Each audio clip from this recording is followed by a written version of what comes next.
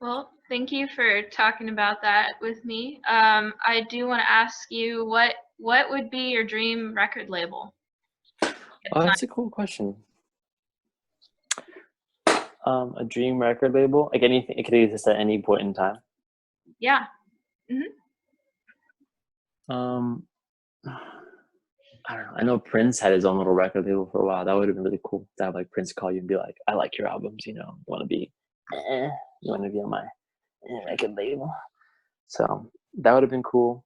Um, I love music from like the 20s, so it's really hard to say because there's so many eras. Like Ray Noble, like Al Bowley, I'm listening to like 1930s music. Like those records were amazing, and they would just like make them so quickly, and they were pretty much like producing their stuff that way, just like in a day. So I think that's really, really, really cool like environment where you make a record and that night like Al Bowley and his orchestra would like go downstairs with Ray and like, they'd play at like a bar, like club. That's a really cool energy to be involved in. So I Yeah. honestly want to choose like if I could choose any time, the 20s seems like a wonderful time to just have been playing music like that. But there's also like there's the guy Wes, the guy who his name's Wes the Mess, the guy who masters our songs. He's part of his friends are part of a record label called Innovative Leisure, and I think they used to have I think they started off with having like the internet and stuff like that on there. They still have a lot of really cool bands. That's an LA based like indie group. So honestly, it's like if anyone wants to take the time to you know play your music, that's perfect. And anything like that would be great to me. Because in the end, it's the band that kind of makes the record label kind of well established. So they should depend on the musician a little more. Nice. Um, are there any announcements you'd like to make, or any more topics you'd like to discuss?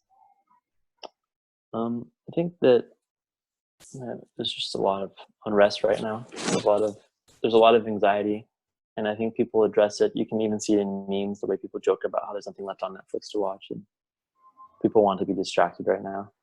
And I think it is a really good time to just. We were talking about like stage fright, and it's like when it's acceptable to kind of just admit that you're anxious. And I think like I myself included, I'm worried. So I think everyone should be just, it's a good time to be a little bit extra, tender to people, and kind of admire things and maybe slow down a little bit and try to be safe for sure. We all want to play shows. We were going to have, we were going to have a huge show in the backyard, like here with a bunch of bands. So, just being patient and then also just using the time. My schedule hasn't changed as much as others. So I think that's why I don't really feel too much, but there's a lot being done. There's a lot to get done. There's a lot of art that people can make right now. Like you don't need to leave your house to do anything. Like, especially creatively, you can make whatever you want. So I hope that, people continue to do that and stay close to their friends. There's something very strong about getting a call or giving a call to a friend right now. And I see a lot of it and I've done it. So just doing that, and just try to be good. Try to be good to people. Don't be mean. don't be an asshole when there's a pandemic rolling around. And we'll probably be having more music. We were starting to get into working with like studios and stuff. So I know we will have records and stuff coming out much more often from now on, and music videos coming out, especially after this. So I hope people they get creative and they make their own stuff. Don't wait on other people, just go make it. That's it.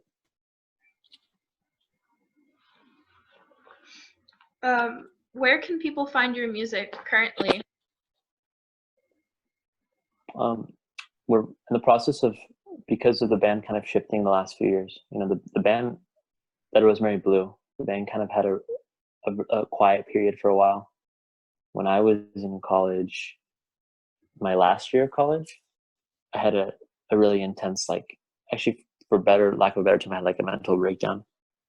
And it's like one of like 10 I think every person has like in their 20s. And there was like one that really was, it halted a lot of stuff, and the band also ended up, not directly, but it ended up being kind of put on pause. And I was in school, I was finishing school. So there's a good like year and a half gap between us doing anything with the band. And the quality is very different. So if you want to look for stuff that's like us just barely starting off. You can find a lot of it on YouTube. If you want to hear all kinds of stuff, we're putting it up. I'm starting to find the files, and they're up on like Spotify and iTunes, and wherever you look for music, like you'll be able to find this. It's Dead Rosemary Blue. It sounds like a metal band, but it's not yet. Yes. And then we have music videos too. So I think you've seen the music videos, right? Yeah. But speaking of your band name, like, where did that come from? Like, how did you guys pick your name? Through a lot. It was like days of discussion. I remember sitting in front of my cousin's house, who's my neighbor, and I was with Danny, and I don't think Chris was in the band yet. It was just Danny, and we were talking about like bands and stuff, and they had some really cool references. Like our friend Ricky, they had met like this woman who I later met, who was on like, she was obviously like under the influence of something, but she had like recommendations. They met her on the beach, like at the pier where the Pelicans at, in Oceanside, and the woman recommended, like, I think she recommended the name the Languid Lizards and stuff, like kind of like the Growlers, things like that are really kind of like fun, kind of psychedelic.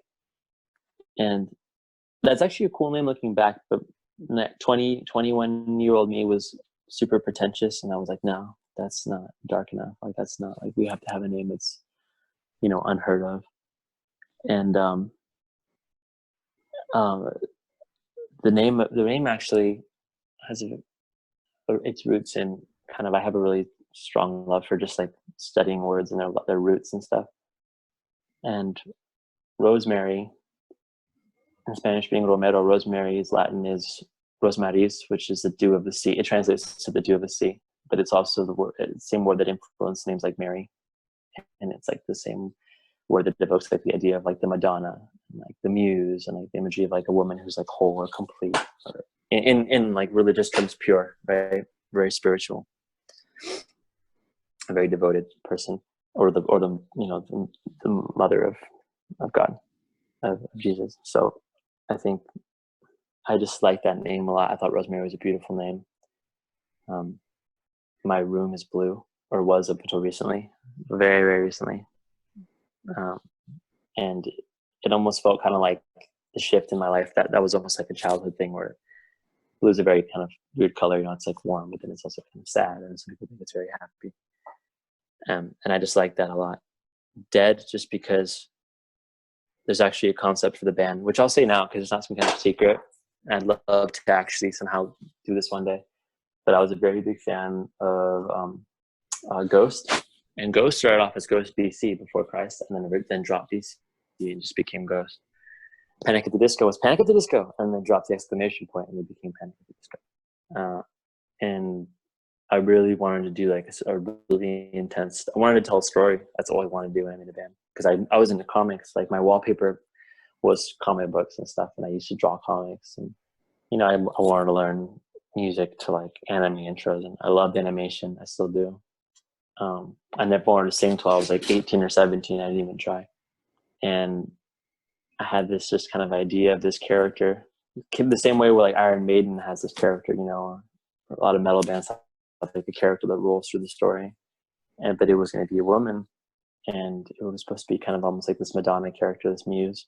And starting off as Rosemary Blue, where she's actually dead, and having this imagery of almost like a Katrina, like a Mexican skull, with the painting and the dress. And then as every album or every era of this band kind of progressed, actually resurrecting the character. So dropping the dead and being Rosemary Blue eventually, and just being this whole complete image of this woman who's healthy and alive, instead of kind of reversing the idea of like, it's, the resurrection.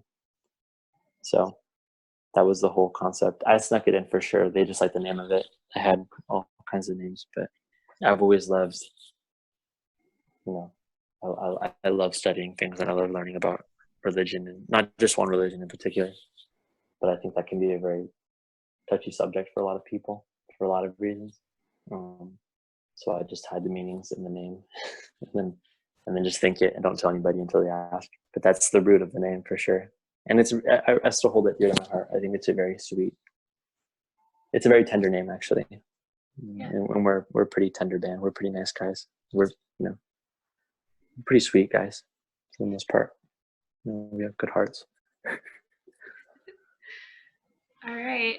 So, where can people find you on social media? Instagram for sure. I know the rest of the band's using it quite a bit right now, or more than myself. But Instagram, Dead, Rosemary, Blue, all one word. You can find all our own profiles. All of the band has like their own stuff they like to make too, which is actually really amazing. Mine's linked on there too, and I always make music on my own too if I can, just for the fun of it.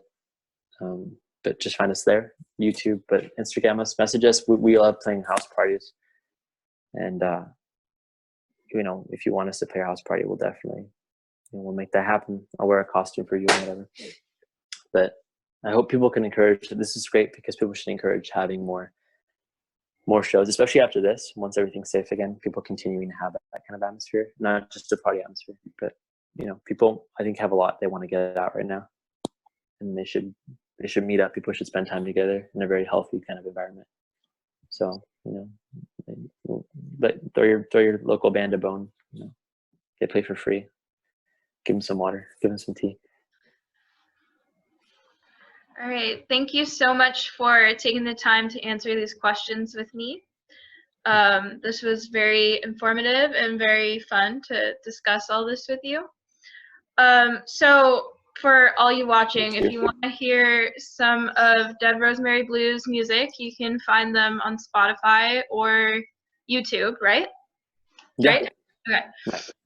And you can connect with them on Instagram.